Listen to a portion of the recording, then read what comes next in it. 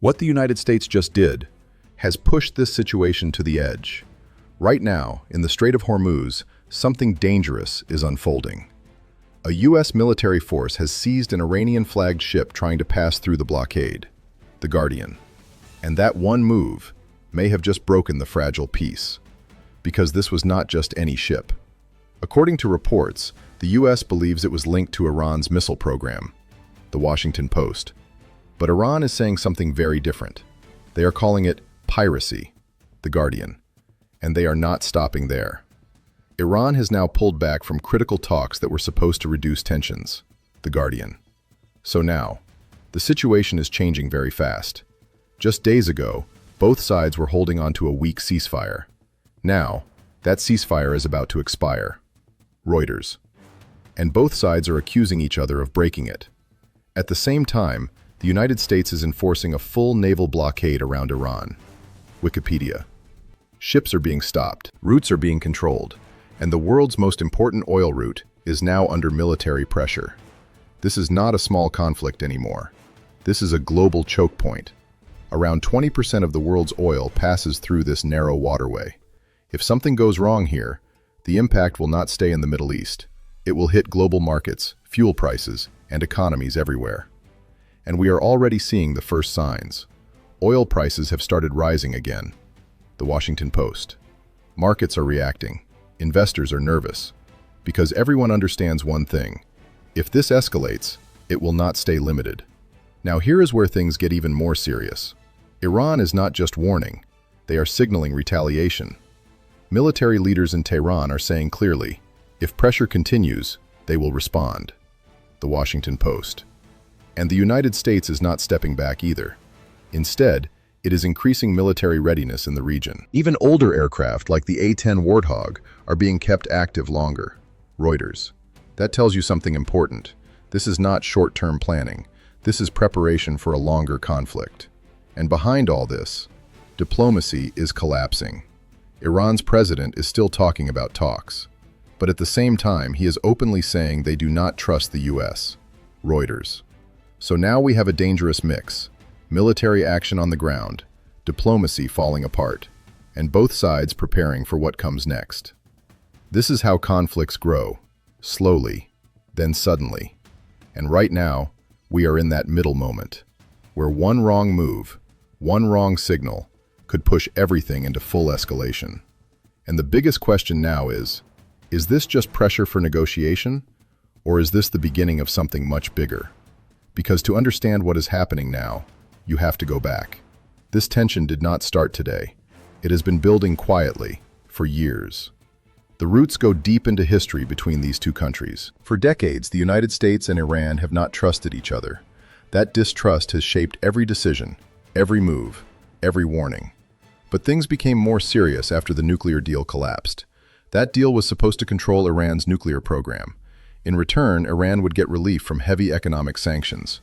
For a short time, it worked. Tensions went down. Communications slowly improved. But then everything changed. The United States pulled out of the agreement. Sanctions came back, stronger than before. Iran's economy started to suffer badly. Oil exports dropped. Currency lost value. People inside Iran felt the pressure. And when pressure builds, reactions follow. Iran began increasing its nuclear activity again. Not suddenly, but step by step. Each move was calculated. Each move sent a message. At the same time, the region around Iran became more unstable. Conflicts were growing in nearby countries. Alliances were shifting quietly. And Iran was not acting alone. It has strong connections with groups across the region.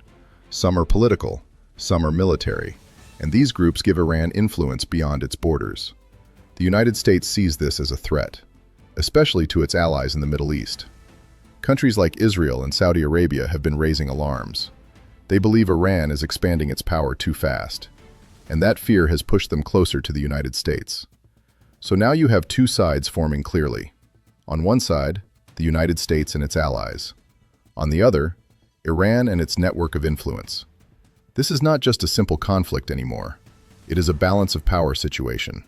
Every move is watched. Every signal is analyzed. Now bring this back to the present moment. The blockade in the Strait of Hormuz is not random. It is part of a larger strategy. The United States wants to control pressure points, and this is the biggest one. Because Iran depends heavily on this route for oil exports. Blocking it means economic pressure, and economic pressure can force political decisions. But here is the problem. Iran also has power in this same location. They know these waters better than anyone. They have fast boats, missile systems, and tactics designed for narrow sea lanes. This means if conflict starts here, it will be fast and unpredictable. And both sides know this. That is why every move right now feels calculated, but risky. Even that ship seizure was not just about one vessel. It was a signal, a message, a warning. But warnings can be misunderstood. And when that happens, escalation begins. Now think about timing. Why now? Why this sudden spike in tension? Experts believe several factors are coming together. First, the nuclear issue is reaching a critical point again. Second, regional alliances are becoming stronger and more open. Third, global powers are watching closely and choosing sides quietly. Countries like China and Russia are not directly involved, but they are not neutral either. They have interests in this region, energy, trade routes, political influence. So if this conflict grows, it could pull in more players, not immediately, but slowly. And that is how regional conflicts turn global, step by step. Now here is something even more important. Both the United States and Iran are trying to avoid full war, but at the same time, they are preparing for it. That is the contradiction. Publicly, they talk about restraint. Privately, they prepare for escalation. And that creates a dangerous gap, because preparation increases readiness, and readiness makes action easier. So now we are at a point where both sides are ready, but still deciding how far to go. And that decision may not stay in their control for long. Because in situations like this, sometimes events decide everything. Not leaders, not plans, but unexpected moments. And right now, too many moving pieces are in play. What makes this moment so dangerous is not just the tension itself. It is the way both sides are thinking right now. Because the United States is not acting randomly, it is applying pressure in controlled steps. First, maritime control, then sanctions, then military presence. Each step is designed to send a signal without starting full war. The goal is simple: force Iran to negotiate from a weaker position. But Iran is reading this differently. From Tehran's perspective, this is not pressure. This is containment. And containment feels like a direct threat to survival.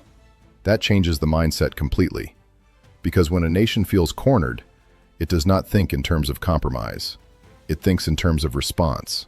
And that response does not always need to be large to be effective. Sometimes it is symbolic. Sometimes it is strategic.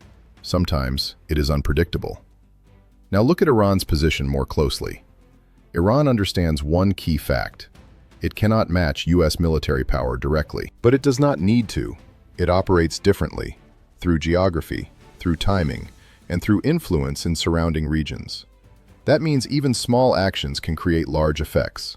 A disrupted shipping lane, a targeted strike on infrastructure, or pressure through allied groups in nearby countries. Each option carries weight, and each option increases global risk.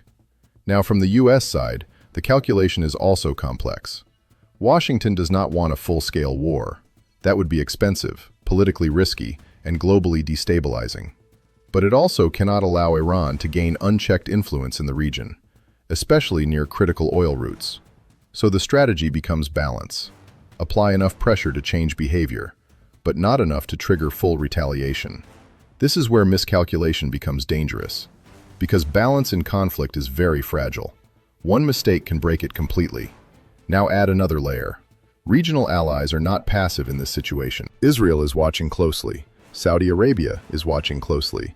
Smaller Gulf states are watching closely. Each country is adjusting its own security position.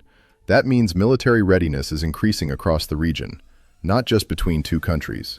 And when multiple countries prepare at the same time, tension multiplies, even if nobody fires a shot. Now consider the economic side. Oil markets are extremely sensitive to this situation. Just the idea of disruption in the Strait of Hormuz is enough to move prices.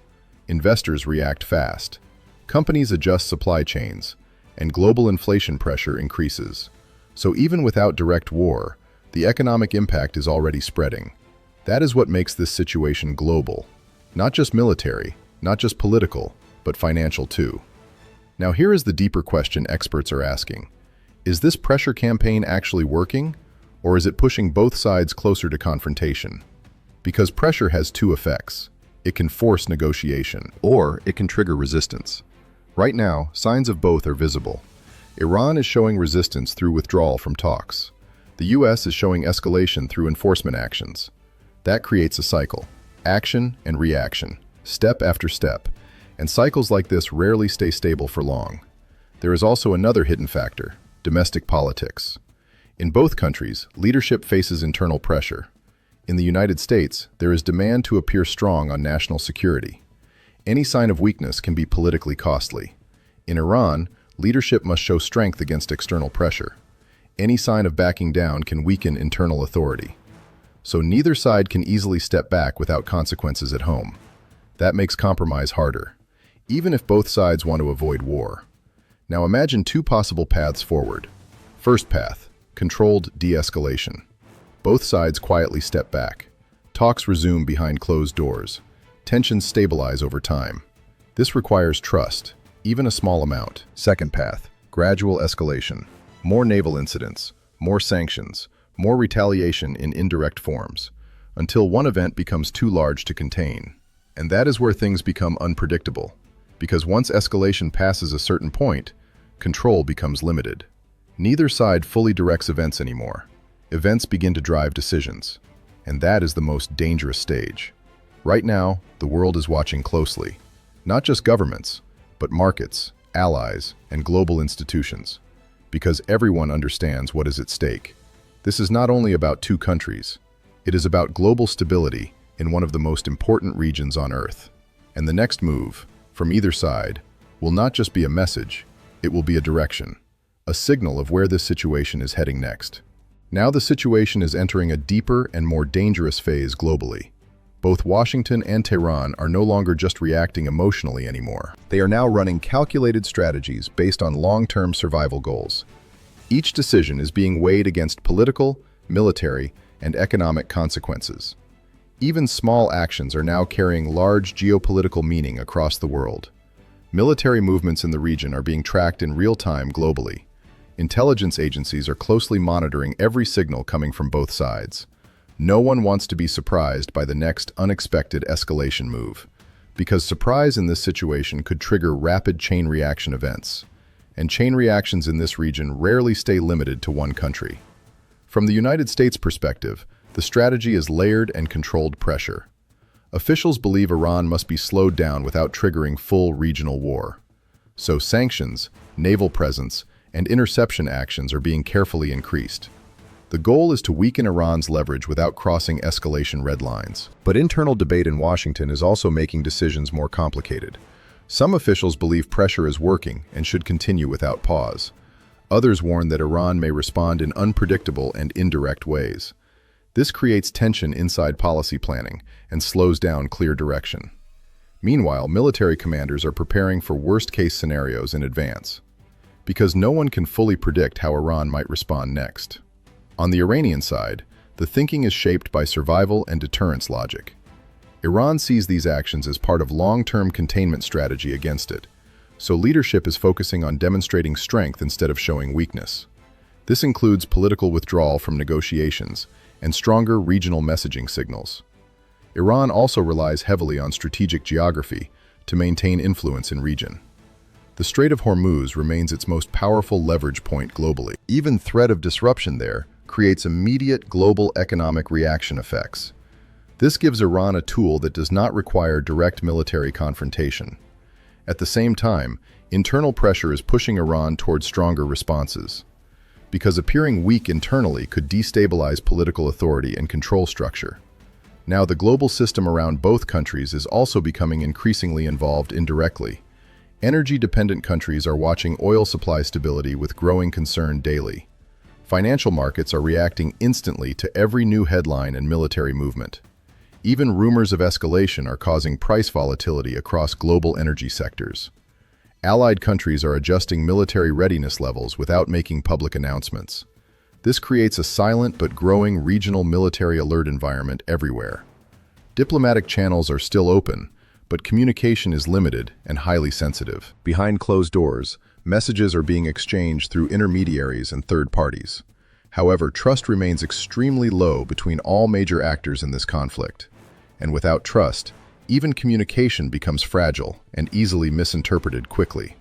At this stage, experts believe the situation is locked in strategic tension mode. Neither side wants full war, but neither side wants to appear weak either. That creates a dangerous balance where every action has dual interpretations instantly. One move meant as pressure can easily be seen as aggression by opponent. And that misunderstanding is exactly how conflicts often escalate unexpectedly in history. The world has seen similar patterns before in other regional power confrontations. Small incidents gradually build into larger crises over time without clear warning. Right now, the system is showing early signs of that same pattern again. The next few decisions from both sides will be extremely critical globally, because once momentum shifts, reversing direction becomes extremely difficult for both nations. At this point, every small decision starts building larger consequences over time. Military planners on both sides are now thinking in hours, not months. That shows how fragile the situation has become in real operational terms. Even routine movements are now treated as potential signals of escalation. This creates a constant state of alert across naval and air forces. And in such conditions, accidents become just as dangerous as intentional actions. A single misread radar signal could trigger a proportional military response quickly. That is why communication channels, even if weak, are still being maintained. Because without them, misunderstanding risk increases dramatically in tense environments like this. Now looking forward, experts see three possible directions this situation may take. First, a controlled stabilization scenario where both sides slowly reduce pressure. This would involve quiet diplomatic contact through neutral international intermediaries. It would also require gradual reduction of military presence in key regions. But this outcome depends heavily on political willingness from both governments. And currently, political space for compromise appears very limited on both sides. Second scenario is prolonged cold confrontation without full-scale war breaking out. In this case, tensions remain high, but active war is avoided deliberately. There would be continuous sanctions, naval monitoring, and occasional minor incidents. Cyber operations and indirect regional influence would likely increase significantly over time. This is often called a managed conflict by geopolitical analysts worldwide. It is unstable, but still avoids direct, large-scale military confrontation between states. Third scenario is the most dangerous one: rapid escalation spiral. This begins with a single incident that triggers immediate retaliation chain reactions. For example, a naval clash in the Strait of Hormuz region, or a targeted strike interpreted as crossing a strategic red line. Once that happens, both sides may feel forced to respond strongly. And from there, control over escalation becomes extremely difficult to maintain. If escalation happens, regional allies will likely become indirectly involved quickly. Security cooperation between United States partners could activate defensive support systems. Iran's regional networks could also increase pressure on nearby strategic locations. This would expand conflict zones beyond a single geographical area rapidly. And that expansion is what turns regional tension into global crisis risk. Economically, the biggest immediate impact would be energy disruption shockwaves.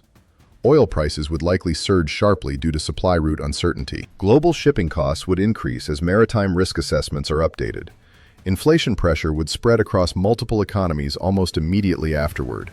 Developing nations would feel the impact more strongly due to dependency.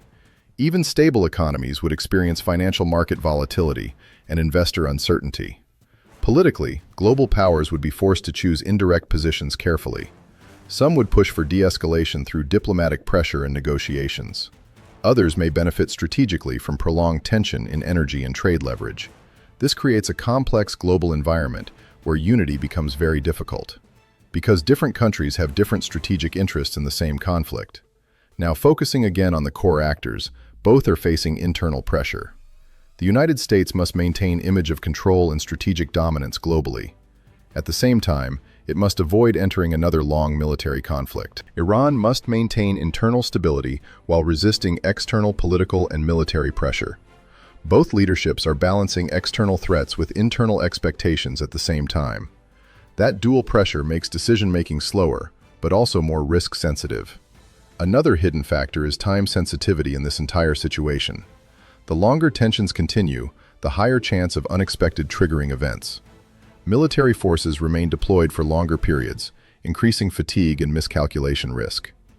Economic pressure also builds internally, affecting political stability calculations on both sides. So even without major action, time itself becomes a pressure mechanism here. International institutions are attempting to prevent worst-case outcomes through mediation efforts. However, their influence is limited when major powers are directly involved. Still, diplomatic engagement remains one of the few stabilizing tools available. Even minimal communication can prevent misunderstandings from turning into escalation triggers. Looking at the broader picture, this situation reflects a larger global shift. Power competition between major nations is becoming more visible and structured. Regional conflicts are increasingly tied to global economic and strategic systems, and smaller incidents now have the ability to influence worldwide stability quickly. So what happens next depends on very narrow decision margins. A single diplomatic breakthrough could reduce tension significantly in short term, but a single miscalculation could push everything into uncontrolled escalation phase.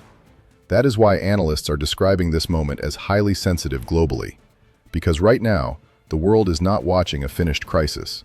It is watching a crisis still forming, still changing, still unstable. And the final question remains very simple, but extremely serious. Will this be remembered as a moment of controlled restraint, or the beginning of something far larger that no one was able to stop in time?